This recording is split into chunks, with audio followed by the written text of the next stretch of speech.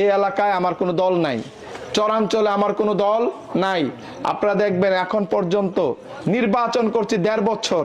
এই মোড়ের বাজারে আপনারা কয়জন প্রার্থীকে দেখেছেন? আর কয়জনকে দেখেছেন? নেতার সাথে দেখা করতে চলে যান হলো রায়পুরা ভিআইপি ভাবে। নেতা কি আপনার সেবক নাকি আপনি নেতার সেবক?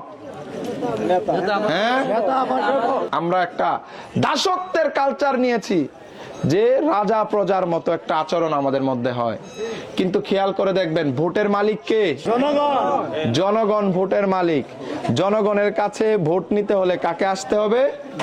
প্রার্থীকে আসতে হবে। আপনাদের সন্তান আপনাদের কাছে আসছে না?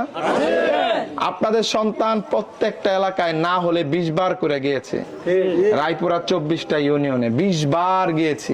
যে নির্বাচনের আগে আসে না সে নির্বাচনের পরেও আসবে না। আপনার কাজে লাগলে তার কাছে ছুটে যাইতে হবে। তার ভিআইপি আস্তানায় সেখানে পাস নিয়ে, তার অনুমতি নিয়ে অপেক্ষা করে তার সাথে দেখা করতে হবে। কিন্তু আপনার সন্তান আজকে বলে যাচ্ছে এই সন্তানের কাছে যাইতে কোনো পাস লাগবে না, এই সন্তানের কাছে যেতে ভিআইপি কোনো প্রটোকল লাগবে না।